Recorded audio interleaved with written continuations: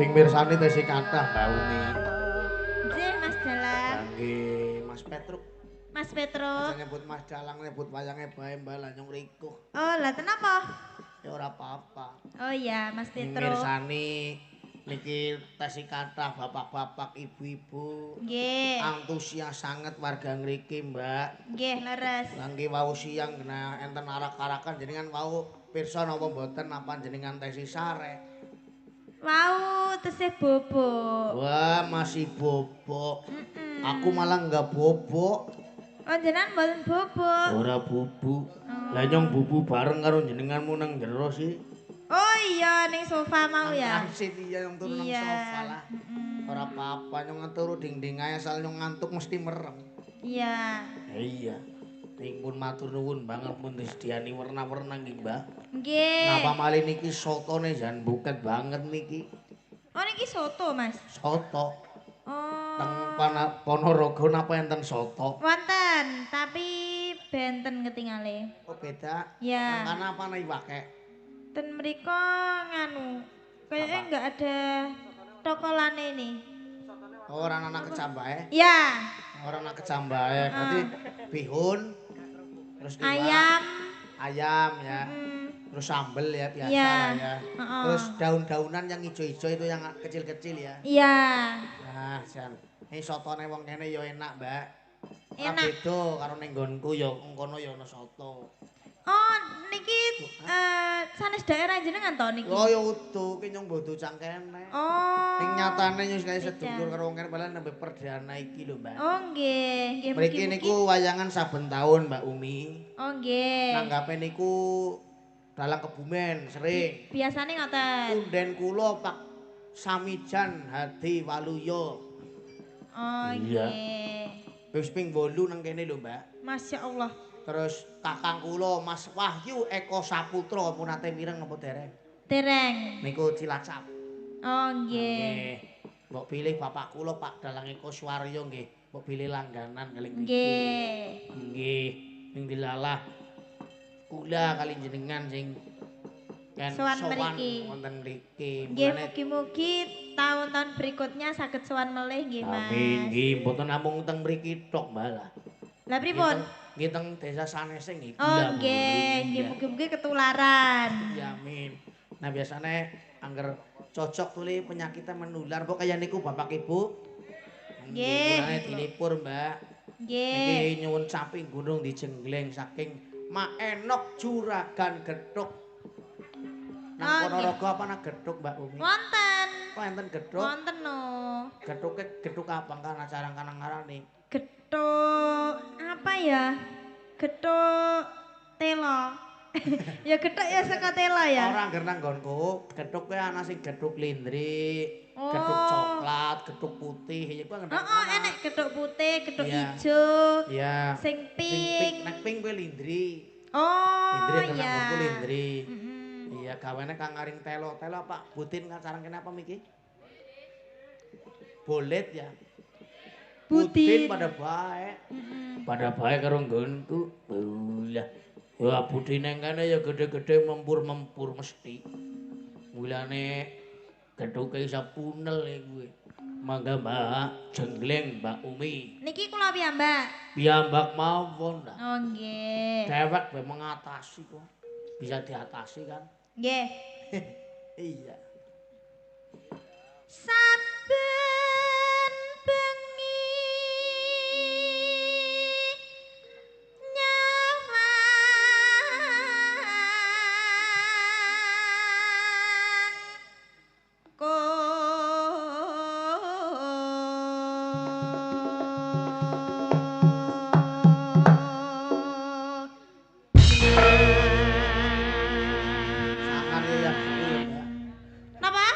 Aku sangar. Sangar. Lawan wengi lho, Mbak. Lah nggih ngatasi lho, Mas bladekan.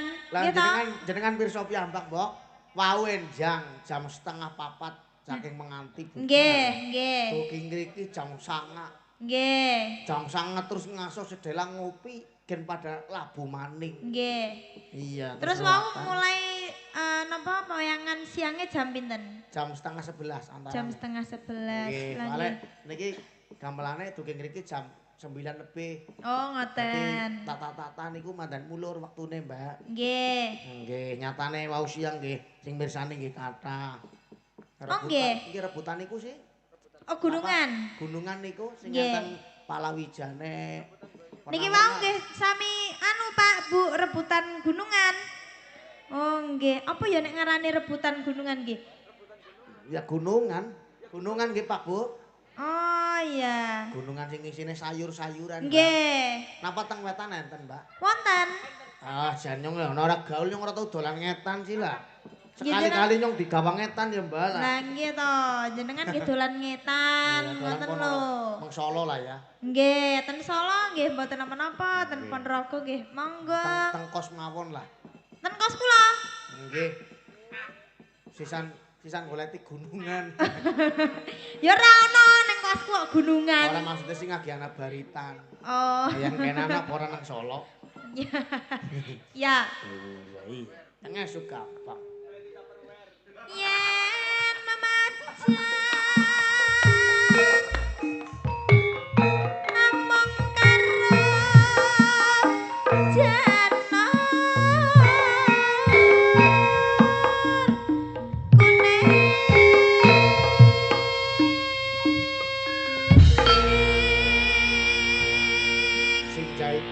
apik men ya iki. Apik ya, buket ya. Nah nggih, apik men niki. Sing jaipong kae sing imut-imut lho, Mbak. Napa nggih? Nembe SMKI. Oh, masih kecil. Jenenge Yovan. Oh, Mas Yovan. Malah bar sunat je nembe sunat. Oh nggih. Iya, nembe sunat ning jaipong. Anu dileser apa di Ya, Dik. Dileser apa ya kamu? Tuh disilet. Iya. Bladekan ki awan wengi terus kita tanggal selawe tekan tanggal 17 ngisuk. Prai ngesuk bengi, prai ngesuk bengi. Lah ya kok kesusu disunatke apa kesusu selak kanggo, Mas? Kanggo nggo sapa nggo anjali apa, Van? Ya nggo dhewe to. Nggo dewek ya, Van. Nggo pipis iki.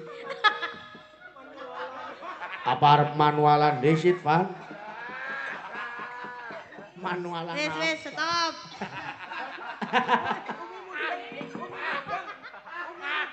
Stop kok sekop. Ya mudeng wong bocah gaul. Aku benci pikiranku. Rame ya, Mbak.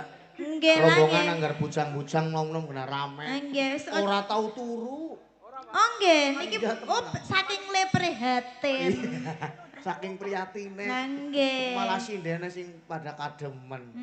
Ya gaku jan beger kabeh. Ya mangga.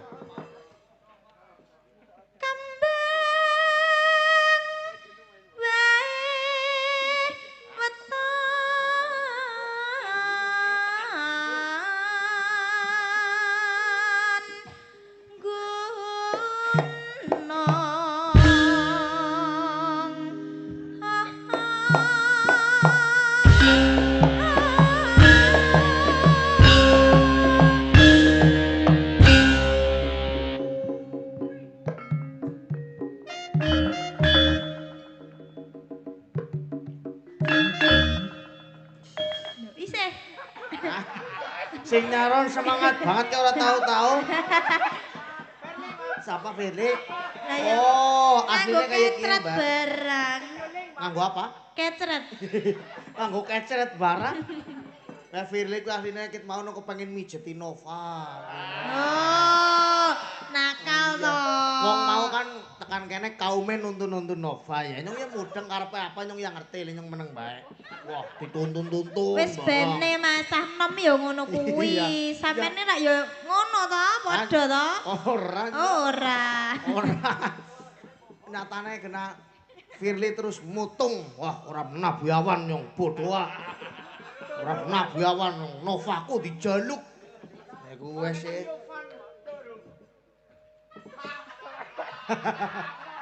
Guyon.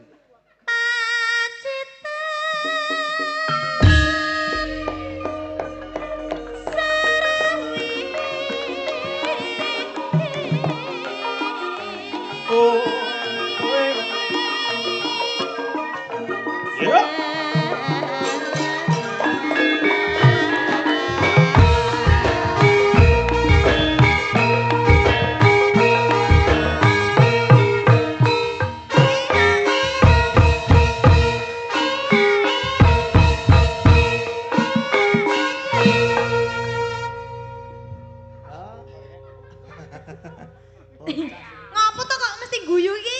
Apa sih, Mbak? Iki lho, Mas Yovan iki lho. Wah. Sing jaipong apa? Iya.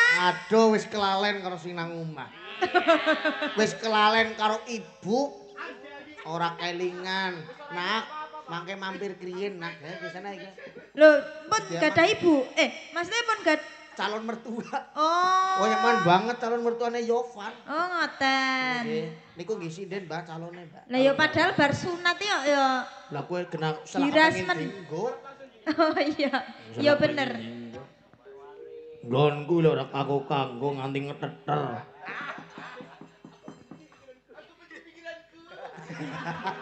Aku benci pikiranku. Panas.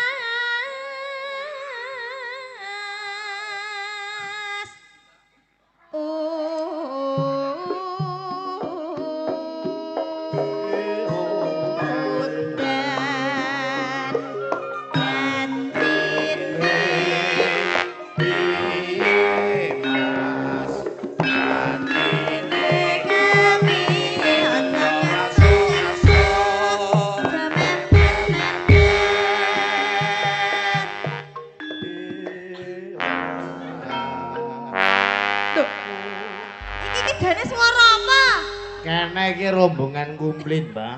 Kene calung ya, Nak.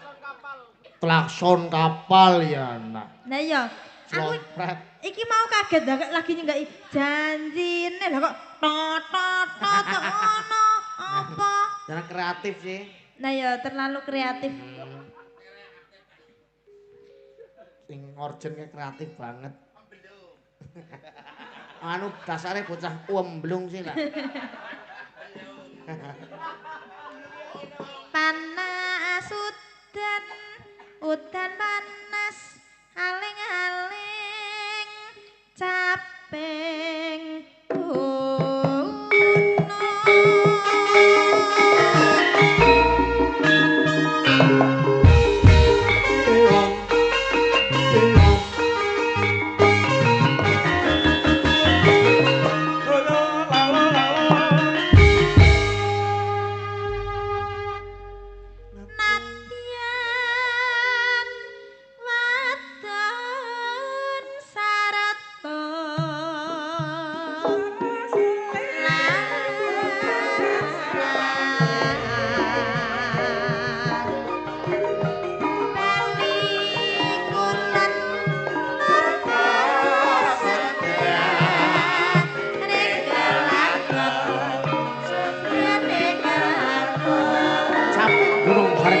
Hangga monggo juragan gedung.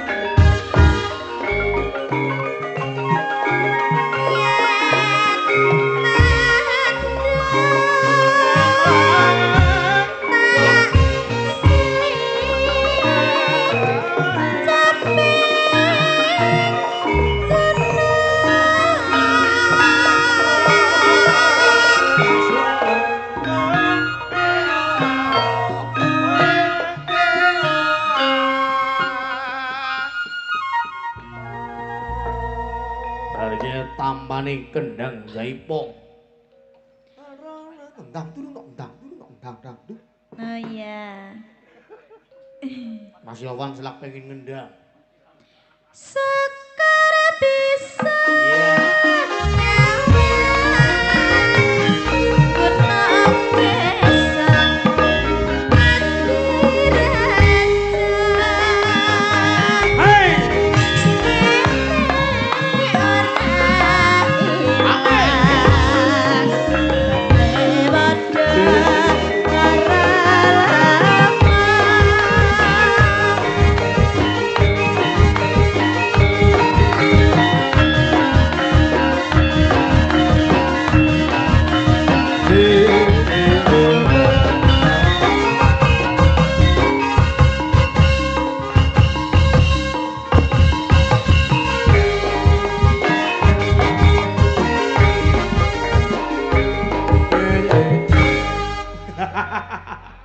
Apa iki mau?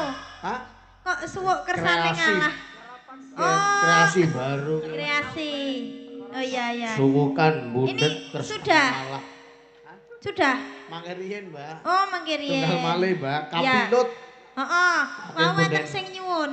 Enten niki Kapilut. sing monitor. Nggih. Kata sanget niki Pak Nangwin. Nyuwun kapilut ugi mbok pilih jenengan tepang kali Sinten? niki nggih. Joko Warsito.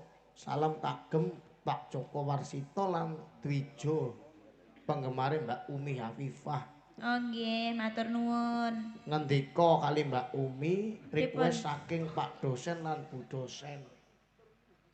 Bu dosen sapa? Lah nggih. Nggih. Kapilut nggih, Mbak. Nggih. Nggo Mas Wasis digarap lagune Langgam Kapilut. Oke. Oke. Mangga Mas.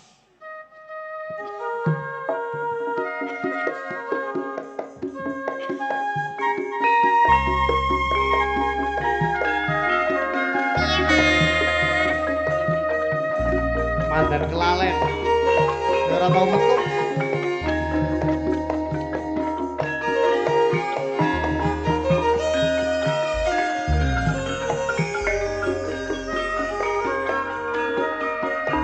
Kalamun weruh sliramu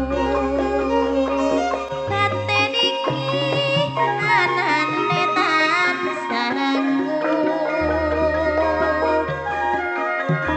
rasa tresno kang tak andhep sareng mikir hati tan bisa janjang kaya ra bisa ngoncati saben wanci tansah nggodha ati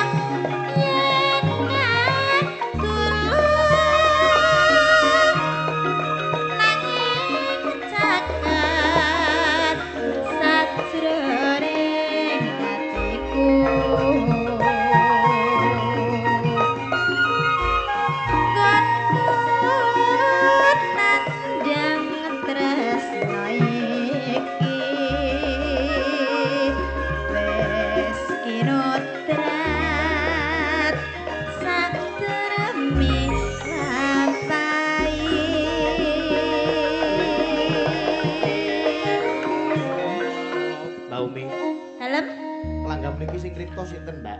Niki saking anui Mas, saking Jawa Timur ning kula kesupen. Oh Jawa Timur nggih. Nggih, saking nek mboten klientu saking Tulungagung. Oh, Tulungagung. Nggih. Nek nyong pengen ngambang anak ki dolan menganah. Nggih, mang dolan ngetan-ngetan Iya ngoten. ngetan-ngetan mengone Pak Suwanten. Purbo Asmoro. Nah, suwan ngene Sowan dalang-dalang. ngone Pak Kangko. Nggih. Sowan ngone Pak Yoyok. Terus sowan Nggih. ngone Mas Bayu Haji. Nyong gawene kurang HP tok, Mbak. Oh, ngoten. Nggih, teng HP tok nika kula kali Mas Bayu Haji, terus kali Mas Amar. Nggih. Nom-nom maksudnya. Nggih. Kali Pak Purbo nggih kula mboten wantun. Nggih. Nggih, Nggih. sowan ngrika. Nggih, benjing nek napa nek pun selo, nek pun mboten tanggapan jenengan nak nggih dalang laris to, tanggapan terus. Nggih, amin. Nggih nek enten wekdal nggih ngetan dolan ngoten. Dolan ngene jenengan barang nggih. Nggih, mboten napa-napa. Kan Nggih, teman.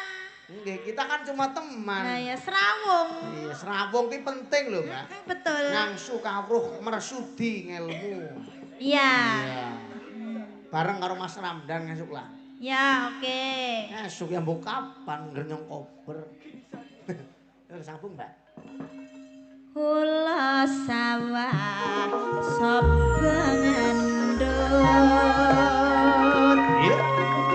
Tetan awah atiku wis kapilut.